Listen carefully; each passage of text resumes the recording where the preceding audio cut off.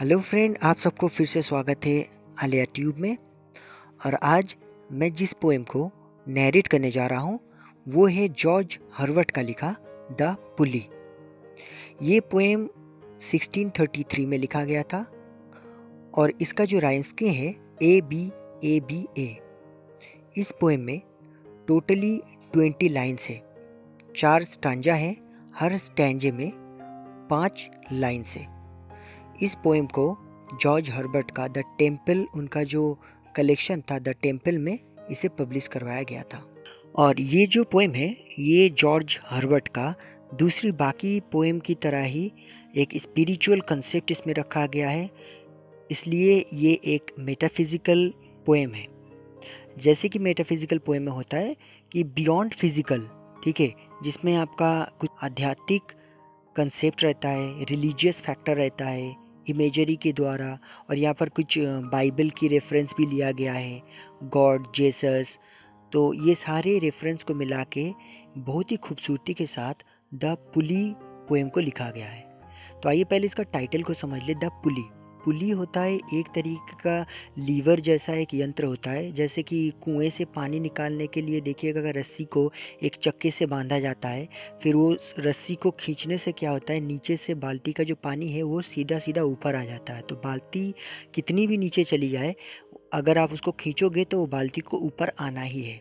तो इस पोएम का जो मेन थीम ये है कि खुदा ने किस तरह से ह्यूमन बीइंग को बनाया था, उसे कौन कौन सा ब्लेसिंग दिया था, लेकिन इंसान जो है वो कभी भी सेटिस्फाइड नहीं हो सकता है। ऊपर वाले ने सब कुछ दे दिया इंसान को, सारे ब्लेसिंग दे दिया, लेकिन सिर्फ रेस्ट का मतलब होता है कि शांत हो जाना, मतलब आप सेटिस्फाइड हो जाना। ये जो ब्लेसिंग था बनाने के वक्त, ये ऊपर वाले ने, खुदा ने दिया नहीं था।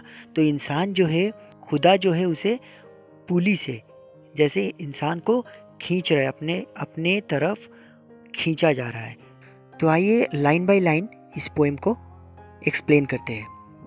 पहले स्टांजा में बताया गया है when God at first made man. तो पहली बार जब खुदा ने इंसान को बनाया था, having a glasses of blessing standing bye, तब उनके बगल में एक ग्लास ब्लेसिंग रखा हुआ था। ब्लेसिंग का मतलब होता है ब्लेस करना। तो यहाँ पर एक इमेजरी के द्वारा दिखाया गया है कि, तो यहाँ पर दिखाया गया है कि खुदा जब इंसान को बना रहे थे तब उनके हाथ में एक ग्लास ब्लेसिंग था। Let us, said he, pour on him all we can. यहाँ पर देखिए खुदा को दिखाया गया, लेकिन यहाँ वी क्यों यूज़ किया गया है? वी का मतलब होता है गॉड और उनका बेटा मतलब जेसस। तो गॉड ने, सेड ही का मतलब गॉड ने, पोर का मतलब होता है डालना, किसी चीज़ को किसी चीज़ के ऊपर डालना। तो यहाँ पर जो ग्लास ऑफ ब्लेसिंग था उसको डालने के लिए कहा जा रहा है। तो let's, said he, pour on him all we can.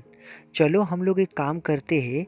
जब इंसान को बना रहे थे तो उन्होंने जेसस से कहा कि चलो हम लोग एक काम करते हैं, ये जो ग्लास ऑफ ब्लेसिंग है इसको इंसान के ऊपर डालेंगे। लेट द वर्ल्ड्स रीचेस, चलो दुनिया को रिच बना देंगे। यहाँ रिचेस का मतलब सिर्फ पैसा नहीं है, खुशहाली, ऑनेस्टी और सब कुछ, विजडम, ऑनर, प्लेजर, ये सारी चीज़ को डाल देते हैं दुनिया में। Which dispersed lie contract into a span. Dispersed का मतलब होता है बिखरना। तो सारी चीज़ें दुनिया में जो कुछ भी बिखर के पड़ी हुई है, कॉन्ट्रैक्ट मतलब एक साथ लाके सब सारी चीज़ों को इकट्ठा करके, दुनिया की सारी खुशियाँ, सारी चीज़ें इकट्ठा करके इंसान के ऊपर डाल देंगे एज ए ब्लेसिंग। तो नेक्स्ट स्टैंजा में गॉड बताते हैं कि उस ग्लास ऑफ ब्लेसिंग में क्या क्या चीज़ें रखा हुआ था और क्या क्या चीज़ डाला जा रहा है।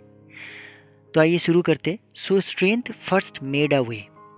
तो जब वो ग्लास डाला जा रहा था इंसानों के ऊपर, मनुष्य के ऊपर, पहला जो चीज़ था वो था स्ट्रेंथ, मतलब पावर, क्षमता।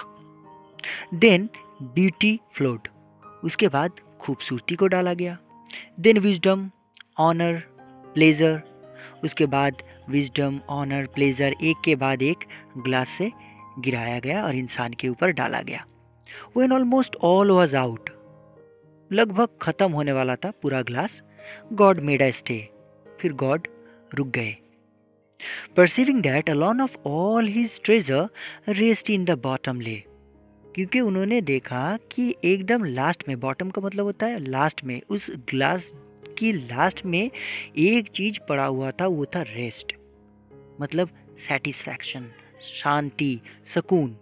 तो गॉड ने क्या किया, उसको डाला नहीं। पूरा ग्लास खत्म होने को थी, पूरा ग्लास डाल दिया इंसान के ऊपर, लेकिन लास्ट में बॉटम में जो रेस्ट मतलब सेटिस्फैक्शन, सुकून जो था, उसको डाला नहीं। गॉड स्टॉप हो गए। फिर नेक्स्ट स्टैंजा में बताते हैं, for if I should said he, तो खुदा बता रहे कि अगर मैं ऐसा करता या फिर ऐसा मैं करूँगा, इसको भी डाल दूंगा। Bairstow this jewel also on my creature, Bairstow का मतलब गिफ्ट, और यहाँ ज्वेल कहा गया है क्योंकि खुदा खुद बता रहे हैं कि ये जो बॉटम में रेस्ट पड़ा हुआ है ना, सेटिस्फैक्शन, शांति, ये एक ज्वेल की तरह दिखाया गया है। ठीक है, एक गहना है। अगर इसको भी मैं डाल दूंगा इस क्रिएचर के ऊपर, मतलब ह्यूमन बीइंग के ऊपर, he would adore my gifts instead of me, तो इंसान ऐसा एक चीज़ है जो फिर मुझे भूल जाएगा कि मैंने उसे ये सारे गिफ्ट दिया है। वो मुझे नहीं पूछेंगे, वो ये सारे गिफ्ट जो मैं दिया हूँ इसके ऊपर वो मशगूल हो जाएंगे और इसी को लेके वो पड़ा हुआ रहेगा और मुझे याद भी नहीं करेगी। And rest in nature not the god of nature, so both should losers be, और अगर मैंने ऐसा कर दिया तो वो अपनी जो नेचर है वो उसमें सेटिस्फाइड हो जाएगा, खुद में वो सेटिस्फाइड हो जाएंगे, और कभी मैं भी गॉड नाम की जो कोई चीज़ है, एज अ नेचर मैं हूँ, ये वो भूल जाएगा। तो नेचर और गॉड और ये जो सारी चीज़ें जो गिफ्ट मैंने बनाया है और इंसान के ऊपर डाल रहा हूँ या फिर दे रहा हूँ एज अ गिफ्ट, दोनों ही लूजर्स हो जाएगा। लास्ट स्टैंजा में बता रहे, yet late him keep the rest, चलो सब कुछ सही है लेकिन फिर भी एक काम करते हैं, ये रेस्ट भी दे देते हैं। Let him keep the rest, दे देते हैं, but keep them with repining restlessness, लेकिन दे रहा हूँ, बट यूज़ किया है देखिए, लेकिन एक चीज़ करना होगा, रिपीनिंग रेस्टलेसनेस, इंसान जब थक जाएगी, सेटिस्फाई नहीं हो पाएगा, सेटिस्फैक्शन के लिए बेचैन हो जाएगा, तब उसे वापस आना पड़ेगा। यहीं पर ये जो टाइटल है ये सार्थक है, क्योंकि देखिए यहाँ पर पुली का काम हो रहा है। तो इंसान जितना भी चाहे चला जाए, जब पुली खींचा जाएगा, गॉड का जब शुक्रिया अदा करना होगा, इंसान को करना पड़ेगा। रिपीनिंग मतलब जब वो सोचेगा कि मुझे शांति नहीं मिल रही है, सुकून नहीं मिल रहा है, तो वो फिर बैक करेगा किसके, खुदा के शरण में उसको जाना होगा।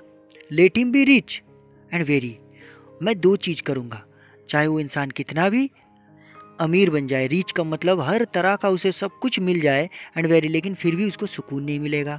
दैट एट लीस्ट, तभी क्या होगा, if goodness lead him not, yet weariness may toss him to my breast, अगर इतनी सारी अच्छाई के बावजूद भी इंसान के अंदर वो रेस्ट ना आए, वो सुकून ना मिले, वो सेटिस्फैक्शन ना मिले, वेरीनेस का मतलब होता है कमज़ोरी या फिर अनसेटिस्फाइड हो जाना, कमज़ोर हो जाना। जब इंसान को कमज़ोरी महसूस होगी, सेटिस्फैक्शन न मिलेगी, तब इंसान क्या करेगी, may toss him to my breast, इंसान तब सोचेगा दुनिया में इतने सारी चीज़ की कोई महत्व नहीं है, सबसे बड़ी चीज़ का नाम है रेस्ट, मतलब शांति, पीसफुल हो जाना, सुकून मिलना।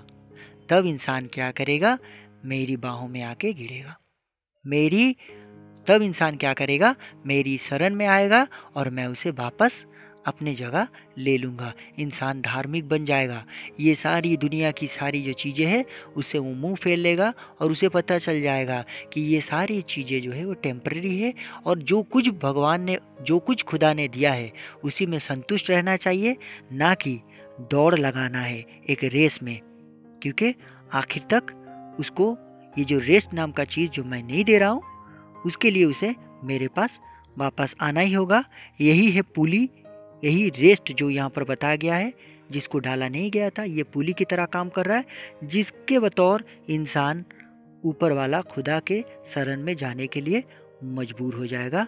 तो यहाँ पर बहुत खूबसूरती के साथ जॉर्ज हर्बर्ट ने एक मेटाफिजिकल पोएम बनाया है और जहाँ पर दिखाया है इंसान के साथ खुदा का एक रिलेशन है जिसे दिखाई नहीं देता है। अगर इंसान सोचता है, वो नास्तिक बन जाता है और सोचता है कि सब कुछ, वो जो कुछ भी उसे मिला है अपने आप पे मिला है, ये गलत है। जो देने वाला है वो है खुदा, सब कुछ वही दे रहा है और जब वापस लेना होगा वो सब कुछ ले लेंगे। एक पुली की तरह, एक पुली में जिस तरह एक बाल्टी बंधा हुआ रहता है, उसी तरह हम लोग भी बंधे हुए हैं। जब उनका मंजूरी होगा तो उसे खींचा जाएगा और हम लोग सब कोई खुदा के शरण में जाने के लिए मजबूर हो जाएंगे।